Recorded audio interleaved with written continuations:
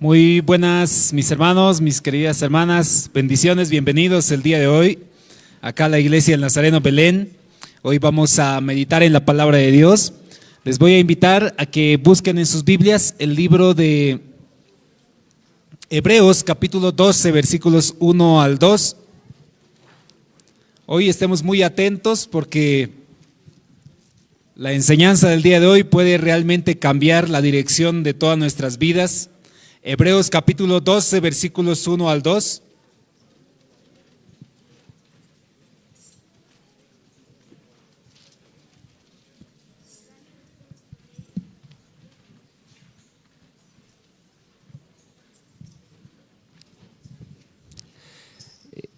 Y ahora sí, mientras ya salen los niños, mis hermanos, en muchas circunstancias nosotros nos vamos a encontrar en algunas situaciones realmente complicadas.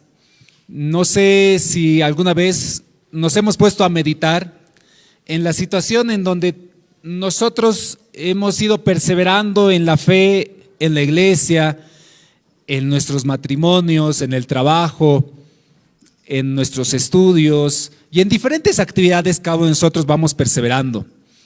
Y a veces es lamentable pensar que esos adolescentes, esta semana fueron campamento de adolescentes, muchos de nuestros hados dentro de la iglesia, y yo recordaba mi tiempo de los campamentos de adolescentes hace varios años también, debe ser como hace unos 3, 4 años que iba a los campamentos de adolescentes, no, un poco más, posiblemente hace 10 años debe ser mis campamentos de adolescentes. Yo tenía muchos amigos de la iglesia en ese entonces, era la iglesia Memorial Winchester, y tenía varios de mis compañeritos que jugábamos en los campeonatos de los campamentos, juegos bíblicos, incluso había algunos jovencitos que eran mucho más hábiles en los juegos bíblicos que yo. Sin embargo, hoy tal vez al ver sus redes sociales mientras los estaba stalkeando esta semana, veía de que tal vez algunos de ellos ya no están en la iglesia, algunos de ellos están, quién sabe, en la entrada de 16 de julio como figuras, y algunos se han apartado finalmente de la fe. ¿Y cuál es la diferencia? ¿Qué es lo que a nosotros nos ha permitido permanecer el día de hoy en ese camino que nos hemos trazado en la vida? ¿Qué es lo que hoy por hoy nosotros estamos aquí sentados, escuchando la palabra, adorando al Señor, estamos con nuestras familias? ¿Cuál es la diferencia de esos jovencitos que en algún momento estaban ahí en la iglesia juntamente con nosotros? Y el detalle es que nosotros en algún momento de nuestra vida probablemente hemos tomado la decisión de mantenernos firmes en el camino y no desviarnos. Recuerdo hace 2 años fuimos de caminata, si no me equivoco, con mi hermano Ben, mi hermano Álvaro. Nos fuimos de 3, solamente 3 de caminata. Pese a que era una convocatoria abierta, solo fuimos de 3. Y como estábamos solo los 3 varones, habíamos decidido seguir el camino y en un instante hemos visto un pequeño desvío. Yo, como que soy experto en las caminatas, varios años que hemos ido, yo les dije, tomaremos ese desvío para ver a dónde nos lleva. Y el camino central era algo grande y había un pequeño camino sendero que se estaba dirigiendo hacia otro lado. Recuerdo que tomamos ese camino y mientras íbamos avanzando, el camino iba poco a poco subiendo hacia el monte. Y el camino que era el central iba descendiendo hacia el río. Y yo les dije, algún rato va a volver otra vez el camino, estoy seguro. Pero pasaban ya los 20, 30 minutos y seguíamos subiendo y manteniéndonos arriba y el camino se veía a lo lejos allá abajo. Y luego hemos encontrado un bonito lugar, un mirador muy hermoso. Pero ya cuando yo sabía internamente que nos habíamos perdido, pero que todavía se veía el camino a lo lejos, les dije, bajaremos directo al Chume. Hemos bajado y nos hemos inventado camino y hemos descendido una vez más a la ruta en la cual íbamos a ir. Y el detalle es que dentro de la iglesia cristiana, mis hermanos, es algo similar. Algunos de nosotros hemos iniciado en el camino de la fe, hemos iniciado en el camino de la iglesia como cristianos y hemos permanecido firmes en el camino, pese a que en algunos momentos, quién sabe, había un pequeño desvío en la vida y tomamos ese desvío. Pero algunos sí hemos mantenido firmes y algunos, quién sabe, hemos desviado y hemos tratado de volver otra vez al camino. En la palabra de Dios, en el libro de Hebreos capítulo 12, versículos 1 al 2, dice de la siguiente manera: por tanto, nosotros también teniendo en desdedor nuestro tan grande nube de testigos, despojémonos de todo peso y del pecado que nos asedia y cosamos con paciencia la carrera que tenemos por delante, puestos los ojos en Jesús, el autor y consumador de la fe, el cual, por el gozo puesto delante de él, sufrió la cruz, menospreciando el oprobio, y se sentó a la diestra del trono de Dios.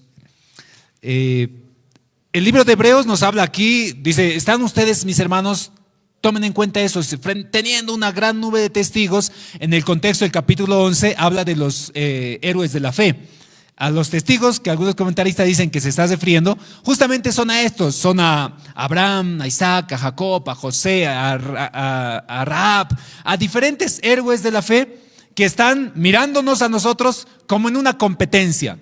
Dice aquí, despójense de todo peso del pecado que los asedia.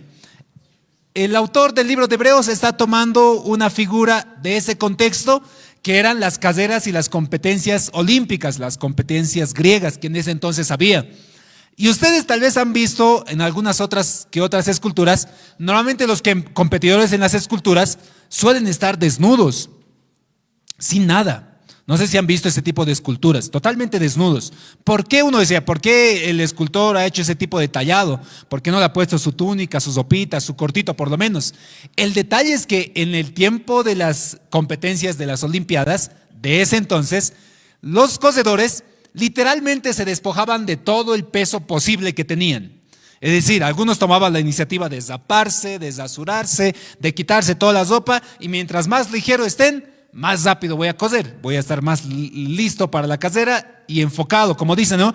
Puesto los ojos en Jesús, enfocados en esa corona. Su corona en ese tiempo no era una corona dorada, una corona de oro, hoy por hoy tal vez le dan medallas. En ese tiempo su corona era simplemente un prestigio social de ese entonces, una corona de laureles que involucraba el respeto para todos los demás en una carrera. El sentido que da aquí el autor dice, mis hermanos, ustedes tienen que estar puestos los ojos en Jesús. Dice ahí, ¿verdad? Lo que hemos leído, teniendo una gran nube de testigos, estemos pues puestos los ojos en Jesús, quien es el autor y consumador de nuestra fe. Y nos da el ejemplo que Jesús tuvo. Dice, Él, por el cual el gozo puesto delante de Él, sufrió la cruz, menospreciando el oprobio, y se sentó a la diestra del trono de Dios. Cuando Jesús vino aquí en tierra, Él tenía literalmente la posibilidad de desviarse de su camino, porque era, dice la palabra de Dios que era 100% hombre como nosotros, era humano como nosotros. Cuando descendió, dice en Filipenses, se despojó a sí mismo, se hizo hombre. Y cuando se hizo hombre, como nosotros, tenía una ruta trazada, la muerte y el sacrificio por cada uno de nosotros. Pero Él en algún instante podía desviarse. Pero la palabra de Dios dice, Él fue tentado en todo, pero no pecó. Significa que se mantenió firme en el camino y por tal razón dice, está sentado en el trono de Dios. Yo recuerdo en un retiro de pastores, un tallerista preguntó a cada uno de los pastores que estaban presentes, por lo menos a varios de ellos, pastores, ¿cuál fue y en qué momento y cómo ha sido el llamado que ustedes han tenido para predicar en la palabra de Dios? Me ha parecido muy curiosa esa pregunta y realmente me ha edificado mucho escuchar a mis pastores, a muchos de ellos ya antiguos, a muchos de ellos jóvenes que recién estaban empezando en el ministerio, pero testificaron cómo fue su llamado hacia el servicio de la predicación. No sé si alguna vez ustedes se han preguntado, ¿por qué ese pastor que está en tal templo, cómo el Señor le habrá llamado? Me gusta escuchar ese tipo de prédicas donde los pastores suelen testificar sobre su llamado. Y en esta ocasión, recuerdo los pastores, alguno decía, el que más me llamó la atención decía, yo estaba en mi cuarto orando, y era bien espiritual este pastor, y de pronto en mi cuarto he sentido como una luz, todo mi cuarto se ha llenado de luz, y he escuchado una voz, dice él, que me dijo, tú vas a servirme como pastor, me dijo la voz, dice. Puso sus manos sobre mi espalda mientras yo oraba, y ese día, después yo me dediqué al servicio de la predicación. Me sorprendió porque mi llamado no era tan especial como de este pastor, así con efectos especiales como tenía él. Otro pastor dijo también algo muy bonito, que tal vez es una tarea pastoral también de nosotros. Él dijo, uno de esos días, mi pastor de la iglesia, después de orar, se me acercó, me tocó el hombro y me dijo, mi hermano, tú me vas a ayudar en el pastorado. Necesito que me ayudes en el pastorado. Ese día yo empecé a ayudar a mi pastor, luego me enviaron a una iglesia particular y empecé desde ahí a predicar para el Señor, decía el pastor. Algo sencillo, tal vez su llamado.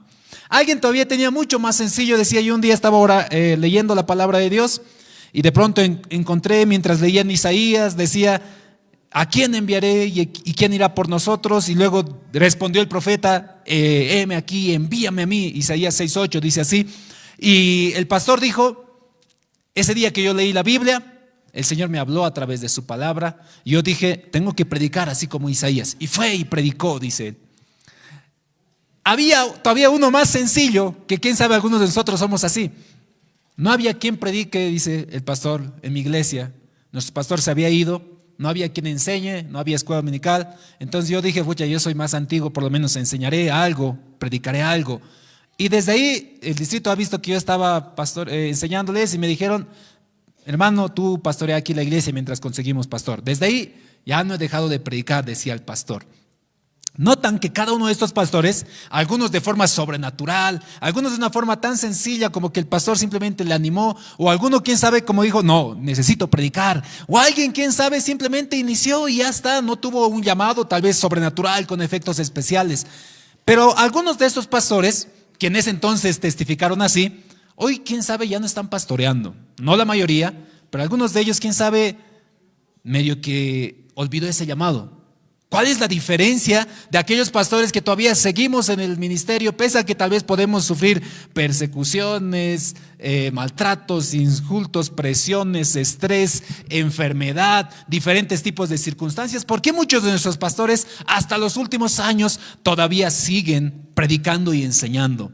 Pese a que tal vez muchos de estos pastores no han recibido, quién sabe, un reconocimiento económico, quién sabe, muchos de ellos ni siquiera tenían su propia casa, ni tenían su propio auto, caminaban largas distancias para predicar la palabra de Dios, porque ellos seguían perseverando. Y te aseguro, quién sabe, ellos ni siquiera tenían esa revelación especial de: en mi cuarto estaba ahí una luz tremenda y escuché una voz y me dijo: hijo, tú vas a ser pastor.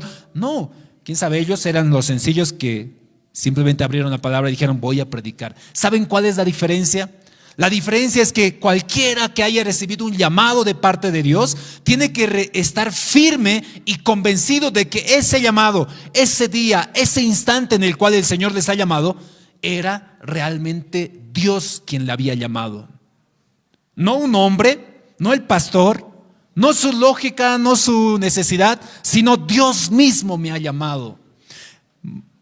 Algunos pensamos dentro de la iglesia y decimos: ¿por qué has llegado tú a la iglesia? ¿Por qué estás aquí? Porque alguno dirá: es que un día yo me he arrodillado en un culto, una campaña de evangelismo con Billy Graham, y ahí he recibido la palabra de Dios, el Espíritu Santo me ha tocado y he sentido un fuego, y desde ahí estoy aquí en la iglesia sirviendo al Señor. Algunos de ustedes tal vez dirán: en un campamento de adolescentes yo he conocido al Señor, el Señor me ha hablado, he recibido la palabra y ahí estoy. Alguno, quién sabe, dirá: yo un día en la mañana desperté triste, enojado con mi familia, y les dije: vamos a la iglesia. Y ese día considero yo que el Señor me ha llamado al arrepentimiento.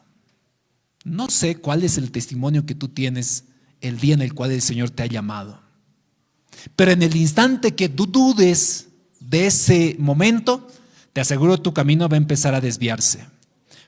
Abraham, el personaje bíblico, Abraham estaba en el desierto, probablemente en su casa de campaña, y de pronto escucha una voz que le dice: Abraham, Abraham. Abraham vio hacia los cielos: ¿quién es? Abraham, haré de ti una gran nación, tendrás hijos como las estrellas, las naciones serán benditas en ti, Abraham. Fue donde su esposa Sara. Su esposa no había visto y dijo: mujer, me encontré con el Señor, con el Dios de dioses, y me dijo que vamos a ser una gran nación, que vamos a tener hijos. No tenían ni hijos, eran estériles, eran ancianos y tuvieron hijos. Cualquier hombre que tal vez hablaba con Abraham dijo: Abraham, me han contado, y quién sabe, decían con broma: me han contado y estás diciendo que vas a tener hijos, que además hasta te has cambiado el nombre, te has puesto padre de muchos hijos, tu nombre no era así, ¿por qué estás diciendo de esa manera? Abraham seguro tenía la convicción y decía: no, es que a mí el Señor me ha encontrado en el desierto y me dijo que voy a ser padre de muchas naciones. Nadie le podía mover de esa ruta que había decidido seguir. Nadie le podía mover de ese punto. Digo, no, allá estoy apuntando y ahí voy a llegar, decía Abraham. Moisés, David, José, Pablo. Moisés está en el desierto y ahí el Señor dice, Moisés, está ahí una zarza ardiente que es como una especie de pajonal ardiendo. Era regular en esos tiempos. El detalle que Moisés vio ese pajonal y dijo, ya va 2 horas y ese pajonal no se acaba de quemar, iré a ver. Se acerca al pajonal y de pronto dice, ay, Moisés, quítate los calzados porque el lugar que estás pisando santo es. Moisés le dice, Señor. Y ahí Dios revela a Moisés, le dice, Moisés, yo he escuchado la oración de mi pueblo Israel y tú vas a ser instrumento para sacar a mi pueblo. Moisés dialoga con el Señor. Luego Moisés va a donde su gente, va a Israel, vuelve a confrontar al faraón. Pero estaba convencido que ese día, esa gran zarza que estaba ardiendo, era el Señor quien se la había revelado, quien le había llamado. Nadie le podía negar a Moisés que eso era una realidad. Nadie podía decir, Moisés, estabas alucinando, el sol te ha quemado la cabeza, por eso estás tú así. No, Moisés decía, no, el Señor me ha hablado y voy a sacar a Israel de Egipto. Vamos a liberar y vamos a ir en pro de la tierra prometida. Nadie podía negarle eso a Moisés, ni a José, ni a David, ni a Pablo, ni a ninguno de los personajes que recibieron el llamado de Dios y decidieron seguir ese camino y ese llamado. El detalle es que hoy por hoy nosotros como hombres, algún día el Señor te ha llamado a ti, te ha llamado al arrepentimiento en tu niñez, en tu juventud, en tu vida adulta, y tú empiezas a dudar y dices, ¿será que me habrá llamado siempre el Señor? ¿Será que ese día en el campamento realmente he aceptado a Cristo? ¿O no será? Y empiezas a dudar tu camino de a poco y dices, creo que no creo que haya sido. Probablemente tal vez simplemente era mi emoción porque estaba bien triste ese día y el pastor además me ha manipulado con la música y el teclado y por eso yo me he llorado ese día, pero no creo que sea cierto. Y empezaste a desviar tu camino y dijiste, eso de las religiones no es lo mío. Eso de ir a las iglesitas no corresponde a lo mío. Eso de predicar el evangelio, eso es para locos. Pablo decía mismo, locura es para el mundo la predicación del evangelio, pero me es necesidad para mí predicar el evangelio. Cualquier persona que haya recibido el llamado de Dios o haya recibido el llamado al arrepentimiento, tiene que estar seguro y tiene que estar firme en que ese día, mi querido hermano, el Señor te ha llamado. El Señor no es loco, el Señor no tiene una palabra de humano para decir, sí, hijo, medio que no te ha llamado, te ha llamado. No, el Señor te ha llamado y ese día tú te has arrepentido y ese día tú has llegado a la iglesia y ese día tú has doblado tus rodillas, has confesado tus pecados y te has comprometido además a seguirle. Pero tú decidiste cambiar tu camino y empezaste a dudar. Pablo es uno de esos ejemplos muy claros de alguien bien obsesionado con la idea que el Señor le ha llamado. Pablo, ese apóstol que hoy lo reconocemos como el escritor de varios libros de la Biblia, ese apóstol que en ese entonces era un gran fariseo reconocido, empieza a querer matar y perseguir a todo cristiano que decía que ese tal Jesús era el Señor. Pablo dice, él mismo testifica, yo me llené de ira en mi corazón porque quería matar a todos estos, decía Pablo. Camino a Damasco, Pablo va cabalgando probablemente en un camello, en un caballo, y de pronto una luz sobrenatural, como la de ese mi pastor que les comenté, ¿verdad? Una luz le iluminó todo, quedó cegado y le dijo, Saulo, Saulo, ¿a quién estás persiguiendo? Pablo dice, yo me asusté y le dije, Señor, ¿quién eres tú? Yo soy Jesús a quien tú persigues, Pablo. Dura cosa te es dar golpes al aguijón. Y ahí la voz del Señor le dice, Pablo, vas a ir a la casa de Ananías, ahí tú vas a recibir del Señor, vas a recibir el Espíritu Santo. Y Pablo, después de tiempo, en 2 ocasiones más, Pablo testifica lo mismo. Porque probablemente la gente le decía, Pablo, tú estás loco, Pablo. Te has caído de cabeza probablemente ese día y has empezado a alucinar. Lo que te ha ocurrido a ti no es real. Jamás permitas que alguien te diga a ti que lo que te ha ocurrido, lo que el Señor ha obrado en tu vida, haya sido algo irreal. Te aseguro que ha sido real. Solamente que nosotros como humanos empezamos a tratar de buscar algunas excusas, algunas razones lógicas. Porque la manera como Dios obra es de manera sobrenatural y también de manera particular. Entonces Pablo lo testificaba con gran pasión frente a autoridades, frente a judíos, frente a la iglesia. Él decía: mis hermanos, Jesús me ha llamado a mí, camino a Damasco. Nadie lo puede negar eso. Él me ha llamado, yo me he encontrado con Él. Pablo, en alguna ocasión, en Filipenses capítulo 3, versículo 13, Pablo dice así, Filipenses 3:13: hermanos, yo mismo no pretendo haberlo alcanzado. Está hablando acerca de su meta. Pero una cosa hago, olvidando ciertamente lo que queda atrás y extendiéndome a lo que está delante, prosigo a la meta, al premio del supremo llamamiento de Dios en Cristo Jesús. Pablo tenía una convicción firme en su camino, en el camino que se había trazado, en el camino que el Señor le había dicho. Mis queridos hermanos, nosotros como seres humanos hacemos compromisos. Cuando hemos decidido casarnos, nos hemos comprometido con una persona y con el Señor. Y hemos dicho: me comprometo y voy a seguir este camino, me voy a trazar en ese sentido y voy a permanecer en esta ruta, como Pablo, hasta alcanzar la meta del supremo llamamiento. Cuando nosotros hemos decidido seguir en la iglesia, ese día tú has hecho un compromiso. No lo has hecho conmigo, no lo has hecho con una membresía, con una iglesia, con una denominación. La hiciste con el Señor. Le dices: Señor, te voy a seguir hasta la muerte. Me recuerda a Pedro, esa noche cuando el Señor se reunió con sus discípulos, la última noche que iba a cenar con ellos, y les dice: queridos hermanos, ya no les voy a llamar a ustedes siervos, sino mis amigos. Porque el amigo da la vida por sus hermanos, por sus siervos. Pero quiero decirles algo, les dijo el Señor, y no quiero que se escandalicen. Yo voy a morir, estoy yendo a Jerusalén a ser sacrificado. Tranquilos, estoy orando por ustedes. Pedro dice: no, Señor, ¿cómo vas a decir eso? No mueras, Señor. Y si mueres, yo voy a estar contigo. Y dice literalmente Pedro: hasta la muerte, Señor. Como pandillero, así estaba Pedro. Hasta la muerte, Señor, hermanos de sangre. Algo así estaba Pedro, alterado, emocionado, porque se estaba comprometiendo literalmente a morir con el Señor. Esa es la mirada que tenía Pedro. Voy a estar, Señor, y se miraba adelante muriendo con el Señor. El instante que vinieron por Jesús, Judas entre ellos entregándole, Pedro saca su espada, quiere cumplir su palabra, le corta la oreja a Malco. Y Jesús dice: tranquilo, Pedro, el que mata espada a espada muere. Sana a Malco, todos se escapan, todos huyen, dice la palabra de Dios, escapan. ¿Qué pasó con Pedro? ¿Por qué Pedro empieza a esconderse? Hace 2 domingos hemos hablado de eso, ¿no? Pedro se escapa, huye, se esconde de los que le estaban persiguiendo al Señor, de lejos le sigue al Señor. Y Pedro, quien dijo: voy a seguirte hasta la muerte, Señor, desvió unos cuantos grados la mirada que él había puesto. Pequeños grados.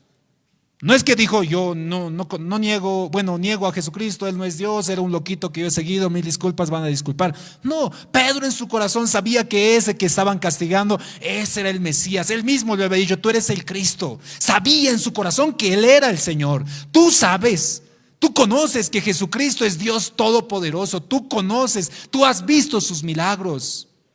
Y no es que te hayas desviado totalmente, son pequeños grados que tú te has desviado de la fe. Estaba haciendo unos cálculos matemáticos y suponiendo que un avión parte de aquí de la ciudad del Alto en dirección hacia España, en un vuelo de alrededor de 10 horas a 11 horas, suponiendo que es un vuelo directo, sin escalas, en una velocidad constante, el vuelo hasta España en línea recta, sin desvíos, va a ser alrededor de 10 horas y vas a llegar a España, más o menos. Suponiendo que un avión, desde el punto de inicio aquí en la ciudad del Alto, por alguna razón, se desvió apenas 3 graditos, 3 grados. Y 3 grados, recuerden, un poquito de matemáticas, aquellos que hemos querido olvidar matemáticas, perdón por atormentarles. ¿Recuerdan el transportador, que era los ángulos? Era algo así. Esto es un ángulo de 90 grados. Es decir, todo este desvío, 90 grados. ¿Recuerdan un poquito de eso? 45 grados, la mitad. Ese es un desvío de 45 grados. ¿Saben cuánto equivaldría 3 grados de desvío? Este tantito en el vuelo, de esta imagen que les estoy dando. Suponiendo ahí, mientras va creciendo, este tantito. 3 grados. Es casi nada. Uno diría casi nada. Un desvío de 3 grados no va a ser mucho. Les cuento que si trazamos una vez más la ruta inicial en la ciudad de La Paz y trazamos otra vez 10 horas de viaje en línea recta, pero desviado pequeños 3 graditos, así, una nadita del ala que se ha movido. 3 grados y vamos a llegar al norte de África, ya no a España. 3 grados al norte probablemente nos hará llegar a los Países Bajos, ya no a España. ¿Sabes cuánto en tu vida afecta esos pequeños pasos que tú decidiste ir en contra de lo que implica tu fe? Ese día en el cual tú dijiste, una copita de cerveza no va a ser mucho. No, te cuento que 3 grados alteran totalmente el destino de tu camino. Ese día en el cual tú dijiste, si me falta un poquito más porque tal vez tengo que ir a la cancha o porque tengo que hacer otras actividades que no son realmente importantes o necesarias, sino porque simplemente fue un gusto tuyo, esos pequeños 3 grados literalmente habrán modificado toda tu vida, toda tu vida. Aquel joven que hoy por hoy está ahí en las calles, adicto, quemado por el sol en la adicción del alcoholismo, un día él decidió desviar pequeños 3 grados. El tiempo hizo que su desvío empiece a distanciarse mucho y mucho, mucho más, hasta el punto que ya no sabía hacia dónde se estaba dirigiendo. En la vida, mis hermanos, como dice Pablo, estemos puestos los ojos en Jesús, el autor y consumador de nuestra fe. El instante en el cual tu mirada haya cambiado, realmente ese instante habrás abandonado la fe, habrás dejado el llamado y te habrás dedicado a hacer cualquier otra cosa, menos a lo que habías iniciado. Les decía al inicio, aquellos pastores que hoy por hoy no están sirviendo, probablemente es que algún día de ellos desviaron la mirada de Jesús. Les aseguro que la mayoría de ellos empezaron con la mejor convicción de su vida. El día que decidieron agarrar su Biblia y predicar, lo hicieron con la mejor de las intenciones, enfocados en el Señor. Algún instante entró la codicia en sus corazones y se desviaron 3 pequeños grados. Hoy por hoy ya no están sirviendo. Algún instante ingresó la soberbia y el orgullo en su corazón y se desviaron 3 pequeños grados. Hoy por hoy tampoco están sirviendo. Tú, mi hermano, que hoy estás aquí en la iglesia, al parecer estás alineado y enfocado hacia el llamado que el Señor te ha hecho. No desvíes nunca la mirada del autor y consumador de tu fe. Por eso Pablo siempre decía, ¿no? Yo siempre en Jesús, todo lo puedo en Cristo que me fortalece. Porque sé tener y también sé no tener. Sé vivir en abundancia y también sé vivir en escasez. Todo yo lo puedo en Cristo que me fortalece. Pablo, aquí ya no tienes dinero. Sí, pero yo estoy allá, mirado hacia Jesucristo, a la meta que me he puesto en el Señor, a la meta del supremo llamamiento en Cristo Jesús, al destino final allá en el cielo. Ahí yo estoy dirigiéndome. Nada ni nadie va a apartarme. Pablo decía, ¿quién me va a apartar del amor de Dios? ¿Pobreza? ¿Enfermedad? ¿Persecución? ¿Pleitos? ¿Guerras? Nada me va a apartar del amor de Dios. ¿Cuánto te has desviado? ¿Cuántos grados tú estás yendo directamente a ni siquiera sé dónde vas a llegar? Vuelve una vez más al camino del Señor. Enfócate una vez más hacia Jesucristo.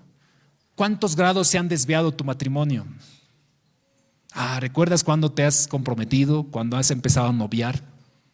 Tan felices que eran, enfocados en una relación perdurable, deseosos de tener familia, deseosos de poder alcanzar sus metas, lograr sus sueños como novios, como pareja, enfocados hacia allá.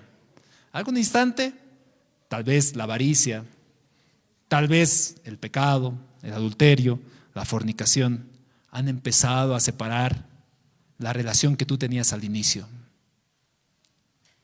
Jamás va a ser tarde para que retornes una vez más y te desenfoques en dirección hacia donde habías planeado. ¿Cuántos de ustedes han empezado sus estudios y hoy por hoy lo han abandonado? ¿Cuántos de ustedes han empezado a servir, a prepararse para predicar y hoy por hoy se han desviado? Yo les exhorto, mis hermanos, una vez más, enfóquense en el Señor. Pongan su mirada en Jesús. Y ahí, y solo ahí en esa ruta, te aseguro que la victoria es segura. Te desvías de esa ruta y te aseguro que el camino probablemente es muy dificultoso. Y a veces, como el relato que les daba de mi caminata, el retornar al camino principal puede ser doloroso, puede ser difícil, pero siempre el Señor te va a estar recibiendo con los brazos abiertos. Ese hijo pródigo, para terminar en esta noche, bueno, en esta tarde, acostumbrado a show los hermanos estoy, ¿no? Para terminar en esta tarde, mis hermanos, esta historia del hijo pródigo es la historia que nos gráfica idealmente esto que les comento del desenfocarnos del Señor. Este hijo prácticamente no necesitaba mucho, solo necesitaba de su Señor, padre que estaba ahí. Comía lo mejor. Su papá incluso le dice a su hermano mayor: hijo, tú te podías matar cabritos cuando querías, ni permiso necesitabas. Su hijo necesitaba eso, necesitaba el amor del padre, necesitaba el cuidado del padre. Un instante él miró hacia otro lado y dijo: parece que allá se están divirtiendo mejor que yo. Y desvió un poco la mirada. Poco a poco empezó a anhelar más salir de esa casa donde estaba bien seguro. Y cuando empezó a desviar más, un día se acercó a su papá y dijo: papá, me voy a ir, quiero irme. Estoy harto de estar en este lugar. Necesito que tú me des la parte de mi herencia. Y su padre amoroso le da la parte de la herencia. Se desvía y estando ahí en la vida, dice literalmente que desperdició sus bienes y su vida en mujeres y en placeres. Literalmente dice eso. Al punto que había malgastado todo lo que había recibido de su padre. El hijo pródigo, cuando ya no tenía nada, fue contratado como cuidador de chanchos. Y los chanchos estaban comiendo el desecho que normalmente comen. Y se antojó la comida del chancho. Era tanta la perdición del hijo pródigo que dijo: ucha, no. Ya estaba a punto de comer la comida del cerdo, del chancho. Pero yo en mi casa, en la casa de mi padre, yo tenía todo. Hasta sus trabajadores comían mejor que yo. ¿Qué hizo? Entró en sí. El grado que había desviado, dijo: no, volveré. Retornaré a mi casa y le diré a mi padre: padre, te he fallado. Padre, perdóname. Recibíme como uno de tus siervos, aunque sea. Te he fallado a ti, le he fallado al Señor, le he fallado a Dios. Y él va convencido en su camino de regreso a casa que va a encontrarse con su papá y le va a decir así: padre, te he fallado, perdóname, acéptame como un esclavo tuyo. Y el padre lo recibe mirando a lo lejos, dice: aquel es mi hijo. Y dice que el padre va corriendo. ¿Se imaginan ese encuentro tan? Es que es un encuentro muy sensible. El padre va corriendo probablemente entre lágrimas y se acerca a su hijo, no lo deja ni hablar y le da un abrazo. Y su hijo dice: padre, he pecado contra ti, acéptame como uno de tus siervos. Silencio. Pónganle el anillo de autoridad, cámbienle esa ropa andrajosa que tiene, pónganle las mejores túnicas, maten al mejor becerro y carnero que tenemos, hagamos fiesta. Has regresado, mi hijo, una vez más a casa, ha vuelto a desviar esos grados y se ha encaminado en donde tenía que estar. ¿Cuánto te has desviado? No importa cuánto te hayas desviado del camino del Señor, el Señor siempre va a estar atento a que tú estés llegando ahí a lo lejos. Sé que eso a algunos les puede molestar mucho, porque dice: pero entonces, pastor, ¿uno puede alejarse de la iglesia? Sí, y el amor de Dios es tan grande tan tremendo que te vuelve a recibir. Pero no abuses de la gracia que el Señor te da. No pisotees la sangre de Cristo que ha cubierto tus pecados. Dirige una vez más tu matrimonio. Dirige una vez más las metas en tu familia. Dirige una vez más el camino de la fe que tú has tenido. Si algún día tú te has comprometido como Pedro y dijiste: Señor, voy a morir contigo hasta la muerte, voy a servirte, Señor, como evangelista, como predicador, redirige una vez más el camino y estate atento a lo que el Señor tiene para tu vida. ¿Cuántos queremos orar el día de hoy y retornar una vez más al camino inicial que nos habíamos trazado? El Señor te espera atento. Vamos a orar en este día. ¿Quieren orar? ¿Quieres inclinar ahí tu cabeza? ¿Quieres agradecer al Señor? Arrepiéntete de tus pecados. Cambia tu manera de vivir. Cambia tu manera de pensar. Algún día, en ese día en el cual el Señor te ha llamado, sí era especial, te comento. Para el Señor ha sido un día muy especial y lo tienes registrado y lo tienes guardado. Retoma ese día. Recuerda, como dijo Pablo a Timoteo, ese día en el cual tú con lágrimas has recibido la imposición de manos de parte del Señor, has confesado tus pecados, te has acercado a Él y has decidido seguirle. Gracias, Señor.